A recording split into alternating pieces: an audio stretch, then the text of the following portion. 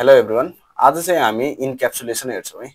अब इन्क्याप्सुलेसन भनेको के हो, यसलाई कसरी युज गर्ने, किन युज गर्ने, यो युज गर्यो भने फाइदा के हो, यो चाहिँ आजको भिडियोमा हेर्छौँ है। एन्ड तपाईँहरूको पनि इक्जाम आइरहेको छ भने डोन्ट प्यानिक है। जस्ट पढाइ इन आज पढाइ। हस्, सुरु गरौँ है त।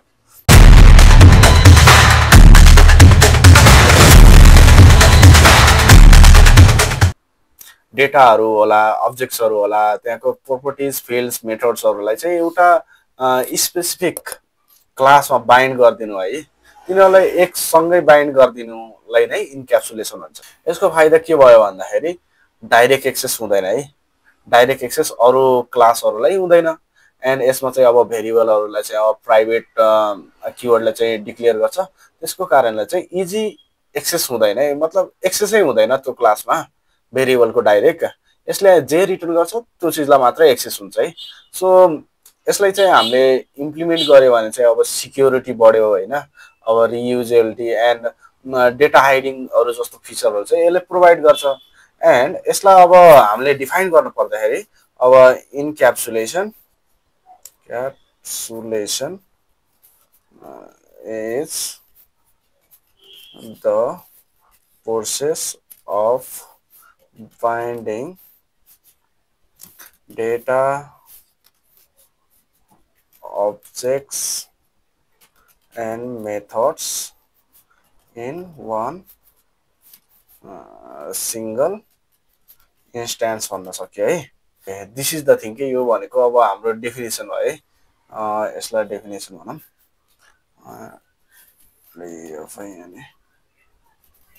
ओके, यसलाई के देखिरहेछ? ओके, यसलाई हल्का जुम भनौँ है।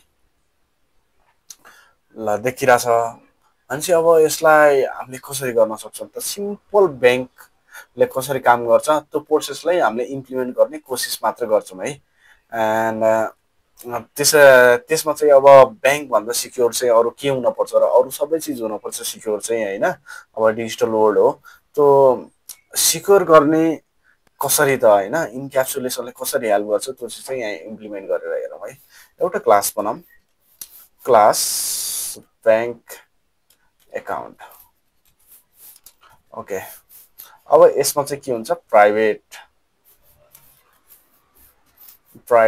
ब्यालेन्स। प्राइभेट भयो हाम्रो किवर्ड, दिने कि नदिने एक्सेस भनेर है। डबल भयो हाम्रो डेटा टाइप, ब्यालेन्स भयो हाम्रो भेरिएबल। अब यो मैले डिक्लेयर गरेँ। अब यहाँ के गर्छु भन्दाखेरि void add balance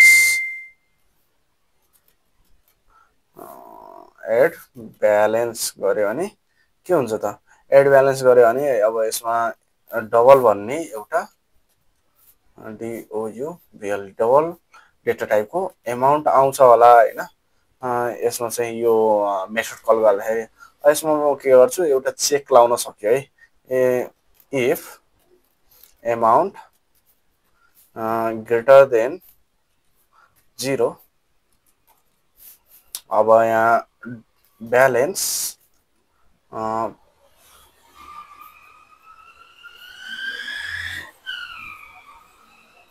plus equal to amount. के गरिदिए त? अब एमाउन्ट पठाएको होइन, ब्यालेन्स अब 0 भन्दा माथि जम्मा गरिरहेछ भने त्यसलाई चाहिँ अब ब्यालेन्समा एड गरिदियो भनेको ब्यालेन्स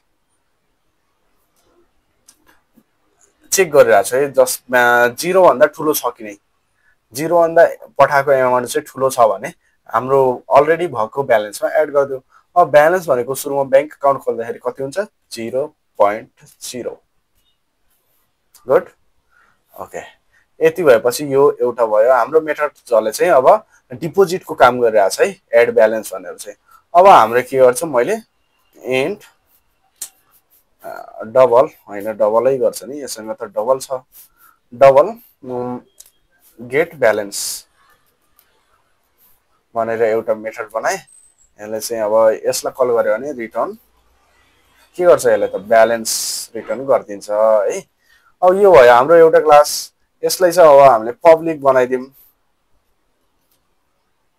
यसलाई पनि पब्लिक बनाइदिउँ, किनभने यो यसमा अब पब्लिक बनाइदिएपछि अरू जहाँ पनि युज गर्न पाइन्छ। अब अर्को चाहिँ के बनाऊँ भन्दाखेरि अब अर्को चाहिँ हामीलाई एउटा मेन क्लास चाहियो है, जहाँबाट चाहिँ हाम्रो प्रोग्राम स्टार्ट हुन्छ। सो त्यसलाई बनाऊँ है, क्लास मेन फाइल नेम र यो क्लासको जहाँबाट स्टार्टिङ हुने हो त्यो क्लासको नाम चाहिँ सेम हुनुपर्छ। सो यो चाहिँ अब हामीले रट्टा हानेको चिज के हो, public static void main.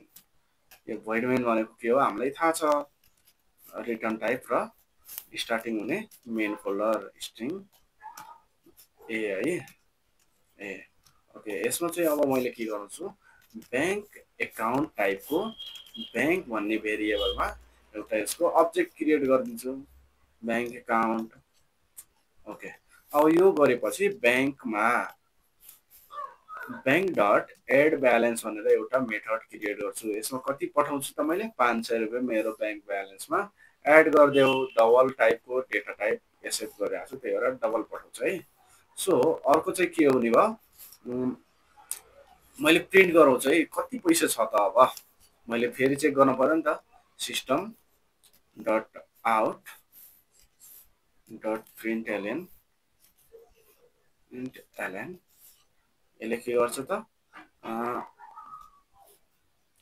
Bank balance is यो गरेर ब्याङ्क डट गेट ब्यालेन्स भन्ने मेथडलाई कल गरेपछि यसले के गरिदिन्छ, प्रिन्ट गरिदिन्छ है हाम्रो कति ब्यालेन्स छ भनेर।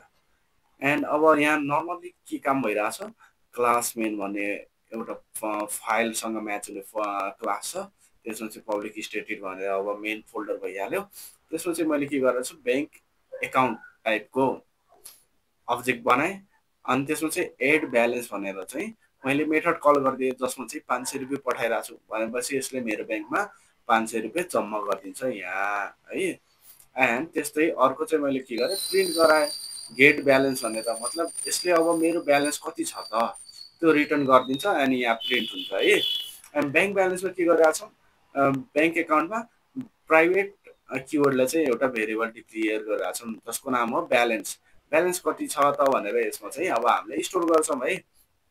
सो पब्लिक भनेर चाहिँ अब यो भेरिएबल चाहिँ प्राइभेट हो, प्राइभेट भनेपछि रिड ओन्ली, यसमा चाहिँ अब राइट केही पनि गर्न मिलेन है directly.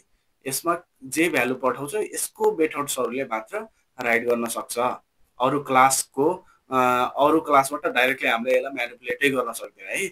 So this is the read only है। अब एड ब्यालेन्स भन्ने अब यही क्लासमा मेथड छ, यही क्लासमै यो प्राइभेट किवर्डले डिक्लेयर गरेको ब्यालेन्स छ, सो यसैले मात्र एक्सेस पाउँछ। एन्ड यसमा के चेक गरिरहेको छ, एमाउन्ट अब ग्रेटर देन 0 भन्दा माथिको पैसा हामीले जम्मा गर्न पठाएको छ भने त्यो चाहिँ चेक गर्छ एन्ड जम्मा गरिदिन्छ भ्याल्यु छ भने है। एन्ड गेट ब्यालेन्स भनेको यो चाहिँ अब कति ब्यालेन्स जम्मा आयो त होइन, जम्मा भयो त त्यो चाहिँ रिटर्न गरिदिन्छ एन्ड यहाँनिर प्रिन्ट हुन्छ है। यसलाई चलाएर हेरौँ, अब टर्मिनलमा अलिक ठुलो गराएँ। Okay, Java C main dot Java, के problem, okay problem is here, यहाँ चाहिँ मैले कन्क्याटिनेट गरेको छैन। सो अब यो प्रब्लम भनेको उस भयो है, क्लियर भयो। सो यो प्लस भनेको चाहिँ कन्क्याटिनेसन गर्ने है।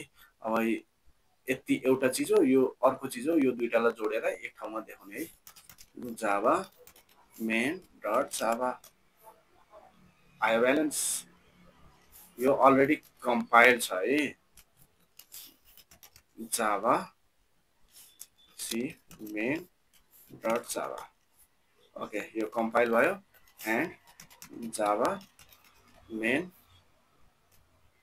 यति भएपछि यसले के गर्यो, हाम्रो ब्यालेन्स चाहिँ रिटर्न गरिदियो है।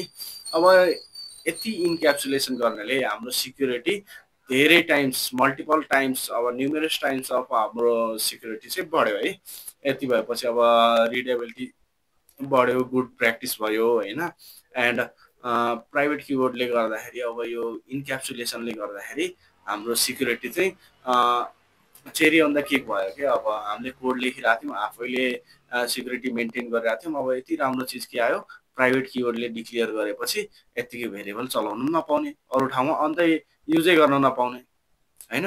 यस्तो खालको प्र्याक्टिसहरू हामीले गऱ्यो भने चाहिँ अब हाम्रो कोड चाहिँ सिक्योर हुन्छ है। And thank you. एन्ड तपाईँहरूले अब सब्सक्राइब गर्नु पऱ्यो नि त। एन्ड सब्सक्राइब गरेन भने चाहिँ अब फेल हुन सकिन्छ, किनभने यस्तै भिडियो त अरू पनि आउँछ। एन्ड यसमा अर्को के कुरा हो भन्दाखेरि लाइक गर्नु पऱ्यो, किनभने म पढाइरहेको छु नि त दाजुलाई लाइक। एन्ड अर्को चाहिँ सेयर गर्नु पऱ्यो, एक्लै पास भएर पनि भएन, साथीहरूलाई पनि सँगै लिएर जानु पऱ्यो। सो सेयर पनि गर्नु पऱ्यो है त। हस्, धन्यवाद।